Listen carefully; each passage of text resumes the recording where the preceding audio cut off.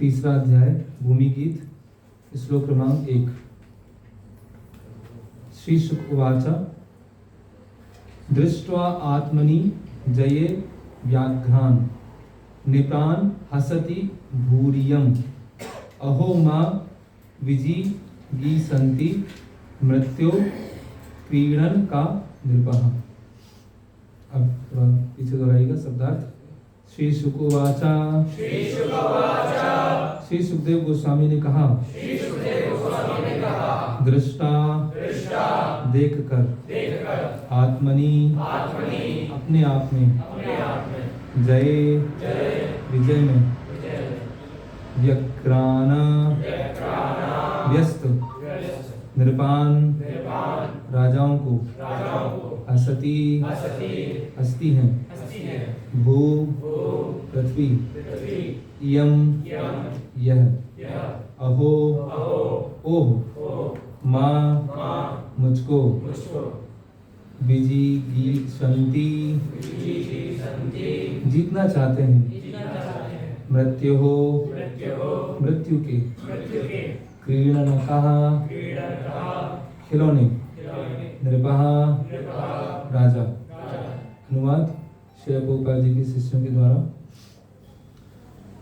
सुखदेव गोस्वामी ने कहा, इस जगत के राजाओं को अपने पर विजय प्राप्त करने के प्रयास में व्यस्त देखकर पृथ्वी हंसने लगी। उसने कहा, जरा देखो तो इन राजाओं को जो मृत्यु के हाथों में खिलौने जैसे हैं, मुझ पर विजय प्राप्त करने की इच्छा कर रहे हैं। और दूसरा भी पढ़ लेते हैं। मनुष्यों के महान शासक, यहाँ तक कि जो विद्वान भी हैं, भौतिक कामेच्छा के कारण हताशा और असफलता को प्राप्त होते हैं। ये राजा काम से प्रेरित होकर मांस के मृत पिंड में, जिसे हम शरीर कहते हैं, अत्यधिक आशा तथा श्रद्धा रखते हैं। यद्यपि भौतिक ढांचा जल पर तैरते फेन के बुलबुलों के समान क्षणभंगुर है।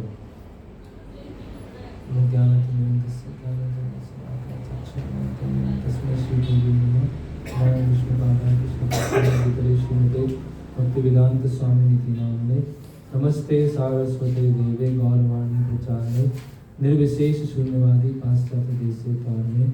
जय श्री कृष्ण चैतन्य प्रभु नित्यानंद श्री अद्वैत गदाधर शिवासादि गौर भक्तवृंद। हरे कृष्णा कृष्णा कृष्णा हरे हरे, हरे राम राम हरे हरे। हरे कृष्णा। तो अभी हम लोग सब विजयनगर एम्पायर में हैं। इसका नाम विजयनगर कैसे हुआ? तो राजा कृष्णदेव राय वो अपनी सीमाओं को बढ़ा रहे थे और सीमाओं को बढ़ाते हुए वो उड़ीसा तक पहुंच गए। और वहाँ के राजा जो गजपति, उनको भी उन्होंने हराया। और उड़ीसा का विशेषकर जो समुद्र कोस्टल एरिया है, वो बहुत सारा विजयनगर के अंतर्गत आ गया। इसीलिए शहर का नाम क्या हुआ? विजयनगर, विक्ट्री। जो गजपति राजा हैं, उनके ऊपर विक्ट्री हुआ, उसको विजयनगर नाम दिया।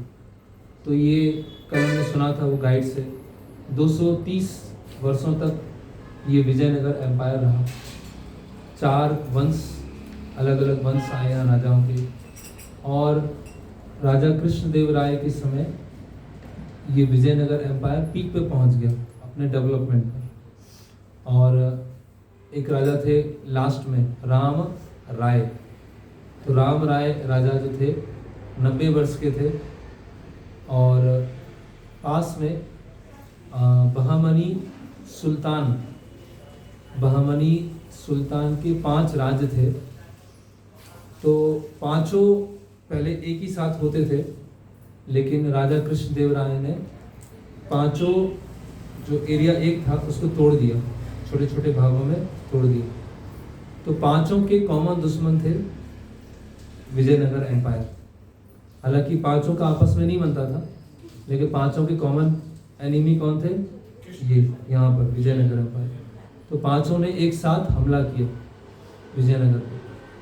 तो जब हमला किया तो जो लास्ट राजा थे यहाँ विजयनगर के, जिनका नाम है राम राय, तो बहुत ही 90 साल के थे वो। 90 ईयर हाथी पे बैठकर अपने सैनिकों को लेकर जाते हैं और जो 5 सेना एक साथ आक्रमण किया जिन्होंने विजयनगर पर, उनको पीछे धकेल देते हैं।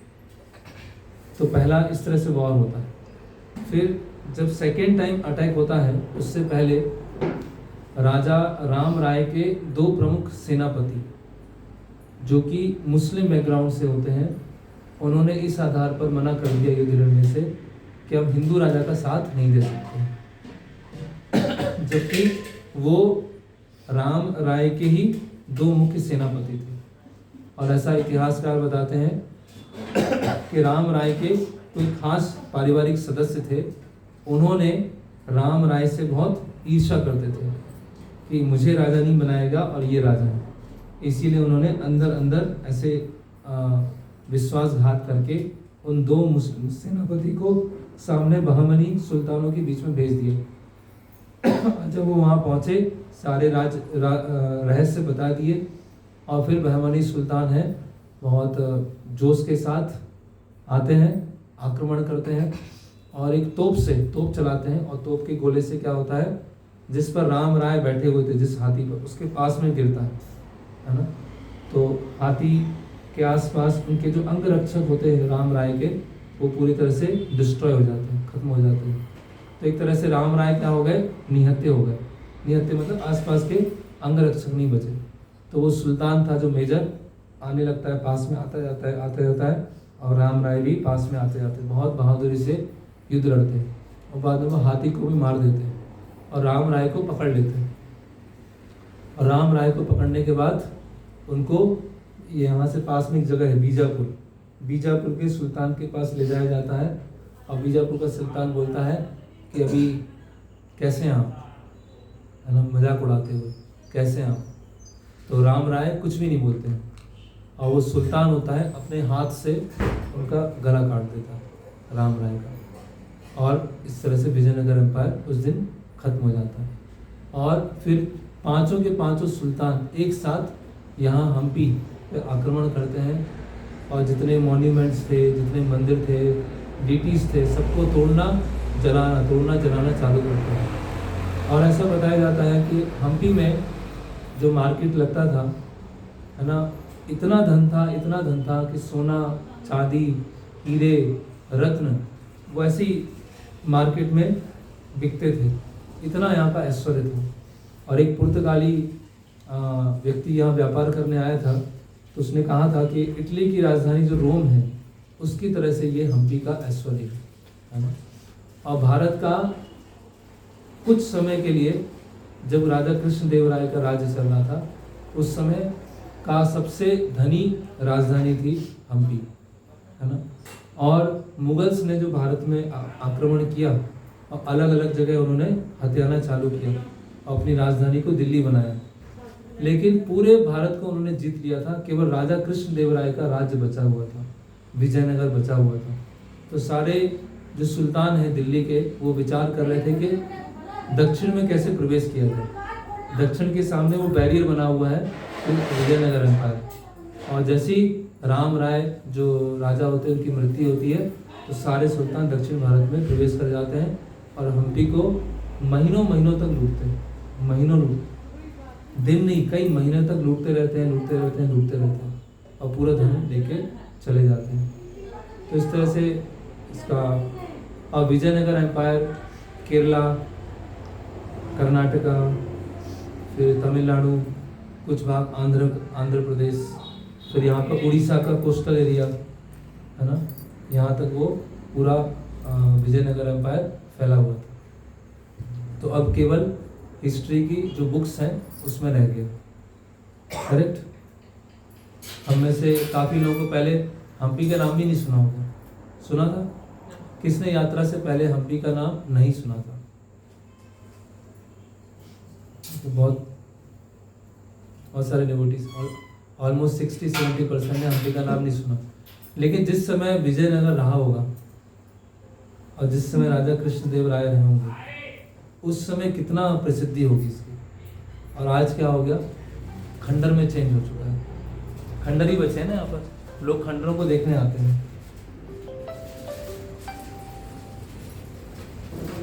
तो ये जो भागवतम में भूमि देवी एक गीत गा रही है और भूमि देवी क्या है, हंस रही है। भूमि देवी विचार कर रही है, ये राजा लोग आते हैं, सोचते हैं कि ये टुकड़ा मेरा है, दूसरा राजा बोलता है ये टुकड़ा मेरा है, तीसरा राजा बोलता है ये टुकड़ा मेरा है। एक राजा सोचता है कि मैं अपनी सीमा का विस्तार करूंगा, एक राजा सोचता है मैं इसको हरा दूंगा, एक राजा सोचता है कि उसका मैं धन लूट लूंगा। अब बाद में क्या होता है, केवल वो भूमि का टुकड़ा रह जाता है। एक राजा आते हैं और वो चले जाते हैं, फिर दूसरे राजा आते हैं, फिर दूसरे चले जाते हैं, फिर तीसरे आते हैं, और फिर सबका नाम, केवल नाम ही रह जाता है और कुछ नहीं। वो एक गाना है ना, नाम गुम जाएगा, नाम गुम जाएगा, चेहरा बदल जाएगा। तो नाम भी चला गया। जो यहाँ पर वंश है, 4 वंश आए यहाँ पर राजाओं को, लोगों को वो 4 वंश के नाम भी याद नहीं होंगे। 4 वंश के जो राजा हैं उनकी बात तो छोड़ ही दें, 4 वंश ही याद नहीं होंगे। तो सोचिए, हिस्ट्री से हम बहुत कुछ चीज़ें सीख सकते हैं, इतिहास से हम बहुत सारी चीज़ें सीख सकते हैं। तो भूमि देवी बोल रही हैं कि इन राजाओं को तो देखो, ये मृत्यु के हाथ के खिलौने जैसे हैं। क्या संस्कृत में क्या है, मृत्यु किरण का नृपा। ये राजा मृत्यु के हाथ के खिलौने हैं, है ना। जब यहाँ पर विजयनगर रहा होगा, सब लोग यहाँ बसे होंगे, तो कितना सब राजा कितने इम्पोर्टेंट होंगे, सब उनकी बात सुनते होंगे। कितने लोग बाहर विदेश से व्यापार करने आते होंगे। आज क्या बचा, कुछ नहीं बचा, सब खत्म हो गया। तो यहाँ इस संसार में सब चीज़ टेम्परेरी है, सारी चीज़ टेम्परेरी है। लोग बोलते हैं ऐसा करके जाओ कि सब याद रखें, बोलते हैं ऐसा कुछ करके जाओ जब सब याद रखें। अब सबने याद रखा नहीं रखा कैसे पता चलेगा। मैं तो करके चला गया, मैं ब्लास्ट करके चला गया, क्योंकि सब याद रखेंगे। अब उसके बाद याद किसने रखा किसने नहीं रखा, तो लोग नेम, फेम, आधिपत्य, स्वामित्व, इसके पीछे क्या होते हैं, पागल होते हैं। और भूमि देवी क्या हो रही है, हंस रही। देखो इन मूर्ख राजाओं को देखो, ये किसी है, ये मृत्यु के हाथ के खिलौने हैं, और क्या सोचते हैं ये मेरा है, ये मेरा है। फिर क्या बोले भूमि देवी दूसरे में, ये इनको अपने शरीर पर जो मांस से बना हुआ एक पिंड है, मांस से बना एक पिंड है, उसके ऊपर इनको बहुत विश्वास है ना। और ये सब राजा कैसे हैं, जैसे कि समुद्र में एक बुलबुला होता है, समुद्र में होता है ना, जैसे अभी नदी में नहाया सबने, ठीक है, कभी कभी ऐसे उछालते ना तो बुलबुले बनते हैं हवा के बुलबुले। हवा के बुलबुले कितने समय रहते हैं, कितने रहते हैं, कुछ बिल्कुल थोड़ी देर के लिए, माइक्रो सेकेंड, मिली सेकेंड, 1 सेकेंड, 2 सेकेंड। तो भूमि देवी क्या बोल रही है, ये सब राजा तैरते फेन के बुलबुलों के समान क्षण भंगुर, इतना ही बस उनकी कीमत है। कितनी कीमत है ना। जैसे महाराज बताते हैं, महाराज अभी व्यास पूजा में एक लेक्चर में बता रहे थे कि अलग अलग एरा उन्होंने देखी है। पहले कपिल देव का एरा था, फिर सचिन तेंदुलकर का आया, फिर विराट कोहली का चला गया।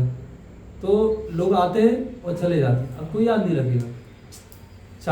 100 साल के बाद कोई कपिल देव नाम का क्रिकेटर होगा, किसी को याद नहीं रहेगा, किसी को भी याद नहीं रहेगा। लेकिन जब वो सिक्सर मारता था तो है ना, लाखों लोग ताली बजाते थे, 1000 लोग टीवी पे देखते थे। आज क्या हुआ, आज बचे ही नहीं, खत्म, खेल खत्म हो गया। तो ये भौतिक जगत में जितनी भी चीजें हैं सब टेम्परेरी, सारी चीज टेम्परेरी। फिर क्या बोल रही है भूमि देवी, ये राजा क्या सोचते हैं, सबसे मैं मंत्रियों का दमन करूंगा, फिर जो मेरे रास्ते के कांटे होंगे, सलाहकार या नागरिक या मित्र या संबंधी है ना, उन सबको अपने कांटे मतलब रास्ते से हटा दूंगा। और इस प्रकार मैं धीरे धीरे पूरी पृथ्वी को जीत लूंगा, है ना। रोमन एम्पायर था ना, रोमन, क्या कितना था रोमन एम्पायर? ऑलमोस्ट सब जगह फैला हुआ था। आज रोमन एम्पायर कितना बचा हुआ? इतना थोड़ा सा बस बचा हुआ। पूरे विश्व के सामने इटली जो है थोड़ा सा देश बचा हुआ। प्रभुपाद एक लेक्चर में बोलते हैं रोमन एम्पायर की स्थिति कैसी है? जैसे एक कुत्ता है, उसने अपने मुख में रोटी रखी है और तालाब में वो जा रहा है, तो नीचे देखता है, अरे ये तो दूसरा कुत्ता है, अरे इस कुत्ते के मुंह में भी रोटी है, तो क्या करता हूँ, इस कुत्ते के मुंह की रोटी भी छीन लेता हूँ। तो मुंह खोलता है और रोटी क्या होती है? तालाब में चली जाती है। प्रभुपाद बोलते हैं ये रोमन एम्पायर की हिस्ट्री है। ये रोमन एम्पायर की हिस्ट्री। ये पंचतंत्र में आता है कहानी कि लोगों को ग्रीड नहीं करना चाहिए, लालच नहीं करना चाहिए। तो कुत्ता है और वो रोटी, तो इतना राज्य था, और चाहिए और चाहिए और चाहिए। अब क्या हो गया? सिमट के रह गए, है ना। फिर आगे क्या बोल रहे हैं भूमि देवी? चूंकि इन नेताओं के हृदय में बड़ी बड़ी आशाएं रहती हैं, अतएव ये सारी खड़ी प्रतीक्षारत मृत्यु को नहीं देख पाते। बहुत सारी आशाएं होती हैं राजाओं की, लेकिन ये देख नहीं पाते कि आगे सब मृत्यु आने वाली है।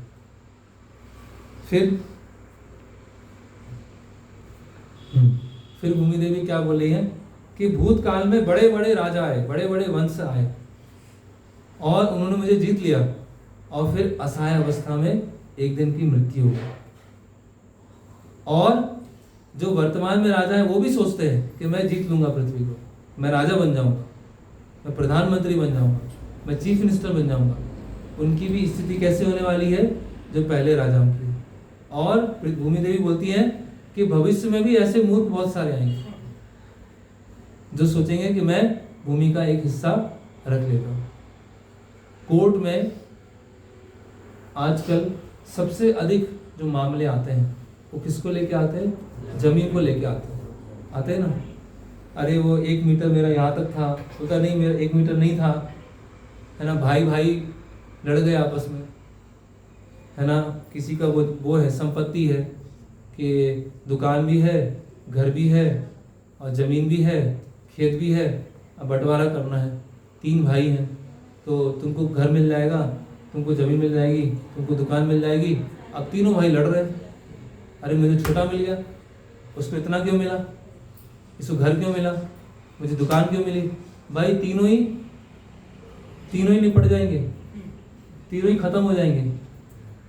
वो जमीन वहीं रहेगी, जमीन भी उधर ही रहेगी, घर कुछ सालों तक रहेगा, दुकान भी कुछ सालों तक रहेगा और कुछ भी नहीं होगा। तो ये बिल्कुल इनसब्सटेंशियल, जिसका कोई आधार नहीं है, उन सब चीज़ों के पीछे हम लोग भागते रहते हैं, है ना। पोस्ट है, पोजीशन है, डिग्री है, पैसा है, जमीन है, ये सब क्या है, कितने समय तक रहेंगे। वो एक सोने के पीछे लड़ रहे हैं, जमीन के पीछे लड़ रहे हैं। जब मरेंगे तो जमीन क्या गोद में उठा के लेके जाएंगे क्या जमीन, या सोना साथ में रखेंगे क्या? जब जलाएंगे शरीर को तो वो लिख के जाएंगे पेपर में, जब मरूंगा तो सोना साथ में मेरे ऊपर रख देना, ऐसा होगा किसी का? तो क्यों इन टेम्परेरी चीज़ों के पीछे भाग रहे हैं, क्यों? तो कितना अच्छा भूमि देवी बोल रही है कि काल के हाथ के खिलौने या समुद्र में रहने वाले केवल पानी के बुलबुले के समान है। तो क्या बोलती हैं? मुझे जीतने के उद्देश्य से भौतिकतावादी लोग परस्पर लड़ते हैं। पिता अपने पुत्र का विरोध करता है, भाई एक दूसरे से झगड़ते हैं। ऐसे ही होता है, किसके लिए? राजा बनने के लिए। जितने भी अधिकतर जितने युद्ध हुए हैं भारत में, और अगर हिंदू जो हारे हैं उसका मुख्य कारण क्या है?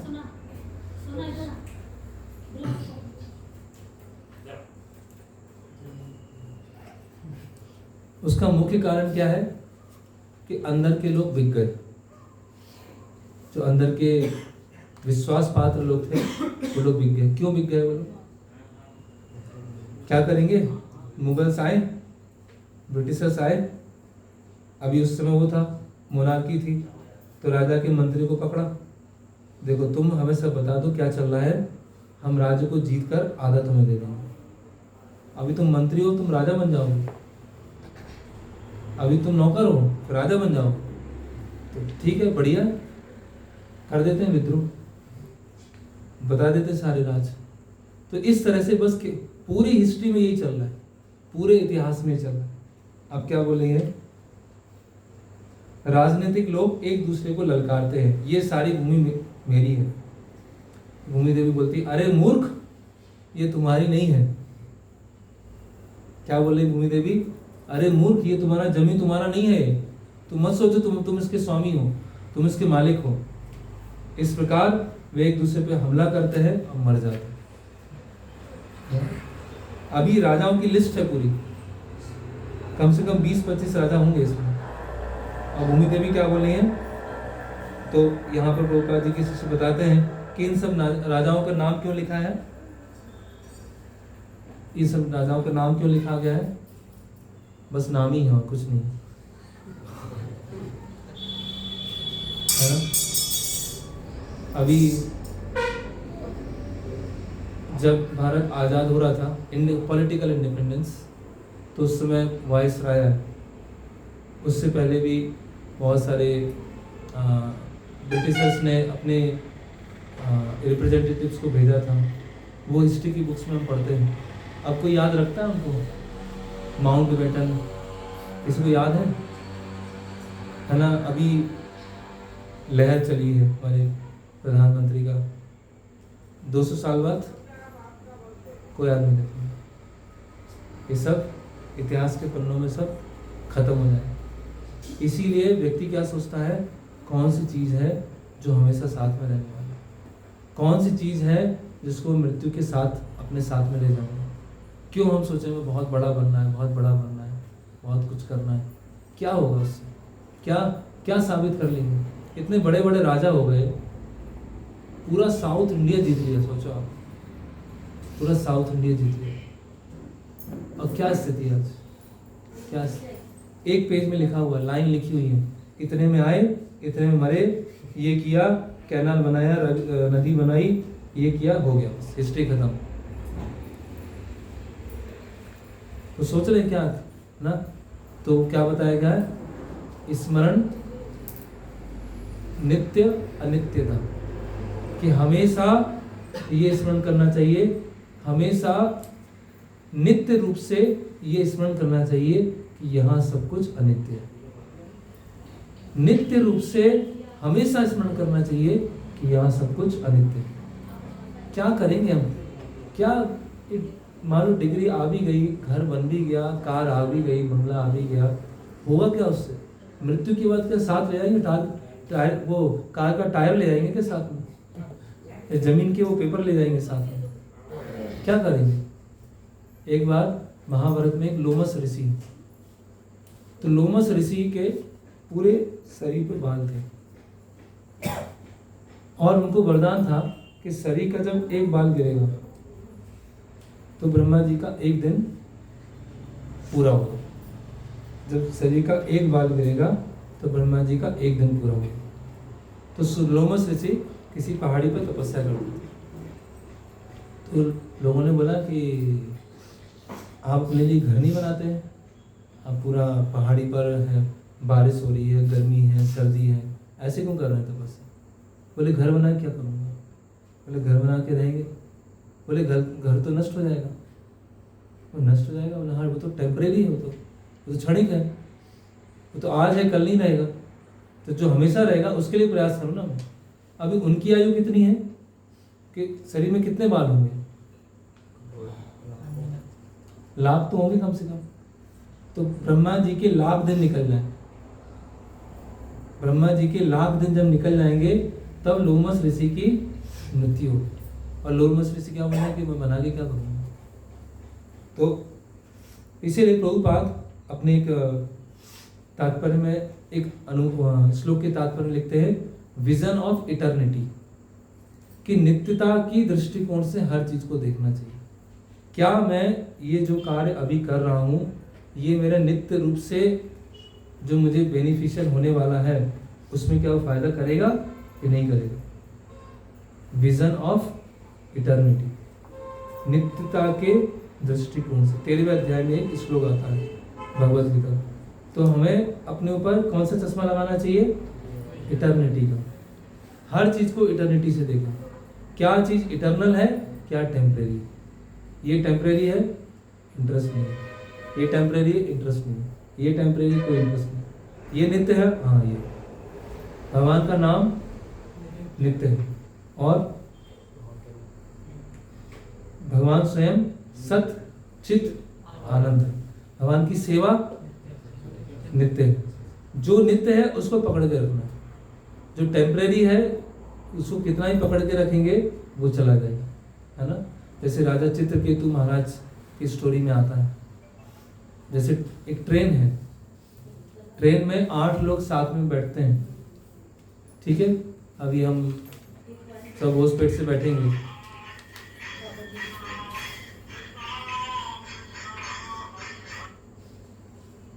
होश पेट से विजयवाड़ा के लिए बैठेंगे।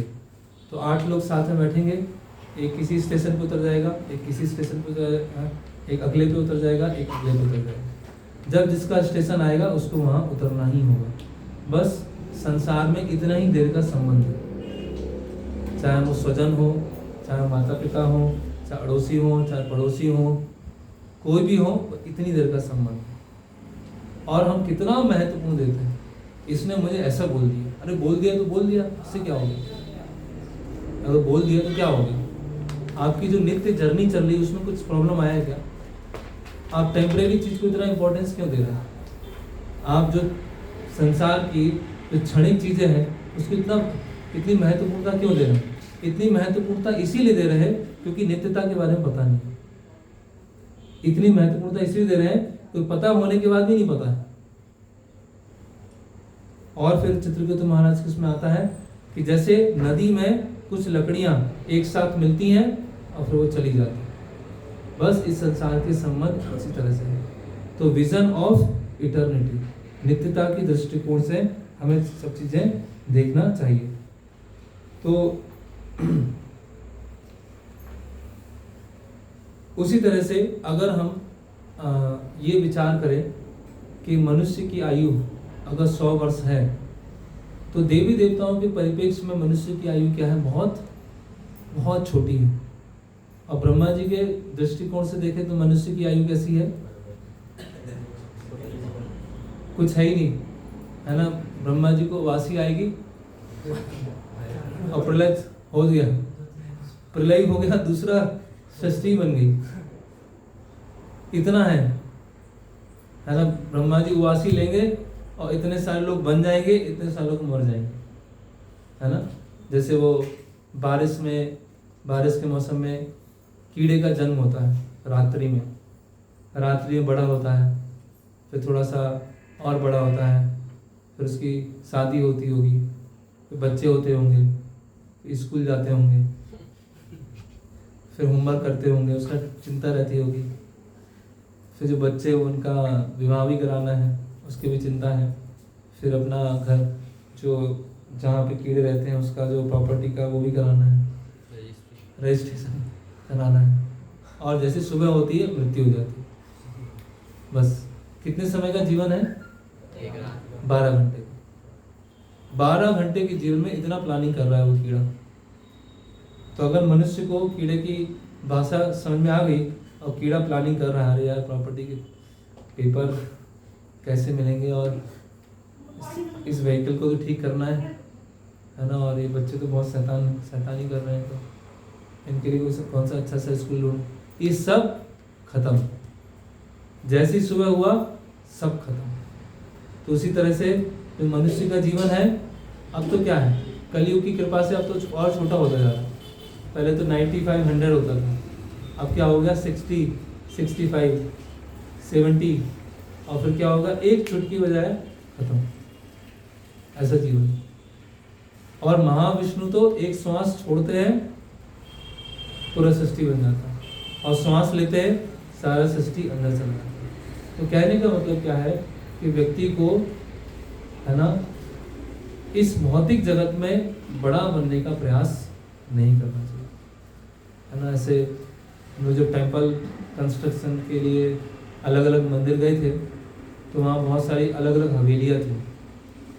गाइड होते ना, ये राजा का इस कक्ष में राजा तैयार होते थे, इस कक्ष में राजा नहाते थे, इस कक्ष में यहाँ पर है ना सूर्य की रोशनी में बैठते थे, यहाँ पर राजपाट चलता था, है ना, यहाँ राजा घूमने आते थे। अब राजा कहाँ बचे? कहाँ बचे राजा? कहाँ गए राजा? कौन से स्थान पे चले गए राजा? तो बस यही बस बचा हुआ और कुछ नहीं बचा। तो इसीलिए ये बहुत ज़रूरी है कि हमेशा इस बात का स्मरण करना कि संसार में हर चीज़ नित्य है एक्सेप्ट स्पिरिचुअल सेवा, डिटीज, भगवान का नाम और महान शुद्ध भक्तों के बीच संबंध, कि उसके अलावा जितनी भी चीज़ें हैं सब अनित्य है। उसका अपने आप में कोई भी मूल्य नहीं है, यूजलेस है, बिल्कुल बेकार है। और राजा चित्रकेतु की घटना में और भी ऐसे बहुत सारे उदाहरण आते हैं कि ये क्या है, एक जीवन यात्रा की तरह, देह यात्रा। हाँ, इसमें वर्ड यूज किया गया है। हम सब का क्या कर रहे हैं? देह यात्रा कर रहे हैं। देह यात्रा कैसे है? शरीर है व्हीकल और आत्मा उसमें है ड्राइवर। तो यात्रा चल रही है और एक दिन क्या होगा? व्हीकल पुरानी हो जाएगी, व्हीकल क्या टूट जाएगी। सबसे पहले व्हीकल के पिछले वाले पहिए वो टूट जाएंगे, फिर क्या होगा? हाथ टूटेगा, फिर हेडलाइट टूट जाएगी, फिर ड्राइवर क्या करेगा? इस गाड़ी को कबाड़े खाने बेचो और दूसरी गाड़ी। तो आत्मा क्या है? ये शरीर क्या है? एक व्हीकल की तरह हम सबकी देह यात्रा चल रही है। तो ये देह यात्रा क्या है? बहुत, इसीलिए शरीर से संबंधित चीजें जो भी हम लेने का प्रयास कर रहे हैं वो सब कुछ खत्म हो जाए। तो भौतिक जीवन में सब कुछ क्या है? बासा है, सब स्टेल है ना, एकदम उसमें कोई टेस्ट है ही नहीं। जैसे लोग बोलते हैं ना, अभी कुछ नया चाहिए मुझे, कुछ नया चाहिए, है ना, कुछ नया चाहिए। जो नया लेते हैं वो 2 दिन के बाद पुराना हो जाता है ना। आज की ताज़ा खबर है ना, आज की, ये व्यक्ति आज चीफ मिनिस्टर बन गया, सब देख रहे हैं क्या रेटिंग चल रही है। अरे ये न्यूज़ वाला ये बोल रहा है, ये न्यूज़ वाला ये बोल रहा है, ये बनेगा चीफ मिनिस्टर, ये चीफ मिनिस्टर बनेगा। 10 साल के बाद वो चीफ मिनिस्टर जिंदा है मर गया किसी को पता ही नहीं, किसी को मालूम ही नहीं। कोविड का टाइम आया, सब चेक कर रहे हैं, ओह यहाँ पे इतने लोग मर गए, ओह ये यहाँ से ये मर गया, अरे उसको ऑक्सीजन नहीं मिला, अरे उसके हॉस्पिटल में तो इतना बेड की कमी है। आज कोई याद रखता है? किसी को याद है? कोई इंटरेस्टेड है हिस्ट्री जानने में कि कोविड के टाइम में कितनी वेव्स आई थी, कितने लोग मरे थे और कितने बेड कम पड़े थे, कितने ऑक्सीजन सिलेंडर कम पड़े थे? है आप में से कोई इंटरेस्टेड है जानने के लिए? है कोई? बोलिए। कोई नहीं। उस समय सब वही देख रहे थे। आज क्या हुआ? सब भूल गए, कोई याद भी रखना नहीं चाहता। करेक्ट? तो ये सब क्या है? इसीलिए ये सब टेम्परेरी चीज़ों के पीछे हमें नहीं भागना चाहिए। भगवान की सेवा में फ्रेशनेस है, भगवान की सेवा में नयापन है। और भगवान की सेवा क्या है? इटर्नल। निताई चरण सत्य, तहार सेवक नित्य। कि निताई के चरण क्या है? सत्य है, और नित्यानंद प्रभु के चरणों की सेवा करने वाले जो भक्त हैं वो नित्य हैं। इस तरह से वो बताते हैं। तो इसीलिए जो नयापन का जो भूत चढ़ा हुआ है आजकल समाज में कि ये नया आया, ये नया आया, है ना। लोग बोलेंगे जब 3026 आएगा तो बोलेंगे 2025 में सब आदिवासी रहते थे, उनको कुछ आता ही नहीं था, सब आदिवासी लोग थे। आज हम बोलते हैं कि 500 साल पहले लोग आदिवासी थे, हमें लोग आदिवासी बोले थे 1000 साल के बाद। तो कहने का मतलब भक्त ये शैडो के पीछे नहीं भागता है, छाया के पीछे नहीं भागता, इन सब्सटेंशियल चीज़ों के पीछे नहीं भागता। अब ये टेम्परेरी नेचर के लिए शास्त्रों में बहुत कुछ उदाहरण बताए गए हैं, थोड़े बहुत हम लेते हैं, उसके बाद समाप्त करेंगे। तो टेम्परेरी नेचर के लिए इस भौतिक जगत की तुलना एक ड्रामे की स्टेज से की गई। ड्रामे का जो स्टेज होता है उसकी तुलना की गई है। जो ड्रामा में पार्ट लेते हैं उनको समझना बहुत अच्छा है, आसान है ना। नॉन सेंसिकल स्टेज परफॉर्मेंस, ये है भौतिक जगत। नॉन सेंसिकल मतलब नॉन सेंसिकल को हिंदी में क्या बोलेंगे? व्यर्थ और बेतुका और नॉन सेंसिकल, बेतुका, बेकार और व्यर्थ। स्टेज मतलब मंच। स्टेज पे हो रहा है सब कुछ, रियलिटी में नहीं हो रहा, सब स्टेज पे चल रहा है। परफॉर्मेंस मतलब कुछ समय के लिए वो ड्रामा करना है ना। कभी कभी जैसे भक्त लोग ड्रामा करते हैं तो कोई बाली बना, कोई सुग्रीव बना, कोई अंगद बना, है ना। तो जब ड्रामा हो जाता है सब बोलते हैं अरे बाली आ गए, अरे सुग्रीव आ गए, है ना। जैसे हमारे बाल गोविंद पे वो रावण बनते रहते हैं अरे रावण आ गए। अब क्या रावण है वो, और बाली है वो कुछ समय के लिए, स्टेज के लिए। जैसे ही पर्दा बंद हुआ सीन चेंज हो। तो ये पूरा जीवन हमारा कैसा है, हम अपने आप को, जैसे कभी कभी होता है ना, जैसे एक्टर जो है जब एक्टिंग कर रहा है तो एक्टिंग का जो रोल निभा रहा है उससे अपने आप को आइडेंटिफाई करने लगता है, उससे अपनी पहचान बनाने लगता है। जैसे बहुत सारे बॉलीवुड एक्टर हैं।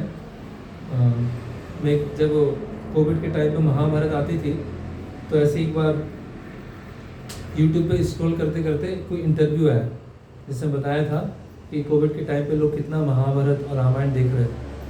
तो उसमें एक इंटरव्यू आते आते एक चीज़ आया कि जितने महाभारत के कैरेक्टर थे वो सब राजस्थान में कोई जगह है वहाँ पर सारा वो बना हुआ था, वहाँ पर वो सब एक्टिंग करते थे।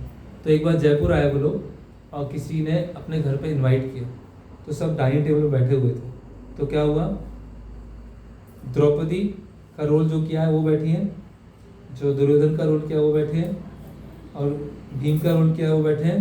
तो वो जो जिन्होंने एज ए होस्ट बुलाया था बोलते अरे आप दोनों साथ में मत बैठो, दुर्योधन को यहाँ बैठाओ, द्रौपदी को यहाँ बैठाओ। सीरियसली बोल रहे थे, है ना। दोनों अच्छा नहीं लग रहा है। तो लोग क्या है, ड्रामे से देखने वाले और ड्रामा करने वाले अपने आप को आइडेंटिफाई करने लगते। उसी तरह से हम ड्रामा कर रहे हैं। हम ये देश में जन्म हुआ, ये मेरे सगे संबंधी है, मैं इनका पिता हूँ, मैं उनका पुत्र हूँ, ये सब है। पर्दा बंद हुआ, मृत्यु हो गई। अब क्या हुआ, नेक्स्ट थी, अब क्या बने, कुत्ता बने। मैं भोपाल के सबसे अच्छी गली का कुत्ता हूँ। जब मैं भोंकता हूँ तो आसपास वाले डर जाते हैं। मैं आप लोग कोई भी किसी को गली में आने देता नहीं। Scene close. सीन नंबर 3, अब मैं सुअर बना। भोपाल का जो सबसे फेमस गटर है और जब से अच्छा ब्रेकफास्ट जहाँ पे आता है वहाँ पर मैं रहता हूँ और सब आज्ञाकारी है मेरे। जैसे ही बोलता हूँ सब पूंछ हिलाते हिलाते आ जाते हैं। Scene close. सीन नंबर 4, बस यही चल रहा है। इसीलिए प्रभुपाद तुलना कर रहे हैं इस भौतिक जगत का नॉन सेंसिकल स्टेज परफॉर्मेंस। आया, समझ में आया? तो कब तक 7:15 होगा, है? ऑटो आ गया, ठीक है। तो अभी सामान रखेंगे 15-20 मिनट। तो कहने का मतलब क्या है कि जैसे हम ये हिस्ट्री से बहुत सारी चीज़ सीखते हैं। हिस्ट्री से एक चीज़ क्या सीख रहे हैं कि जितने भी हिस्ट्री में राजा आए उन्होंने आधिपत्य जमाया, साम्राज्य जमाया, अभी कोई बचा नहीं है। तो इसीलिए हिस्ट्री से हमें सीख कर गलती नहीं करना। तो ये कुछ था विजयनगर एम्पायर, क्योंकि हम यहाँ पर आए थे उससे संबंधित। अभी भोपाल में मिलेंगे।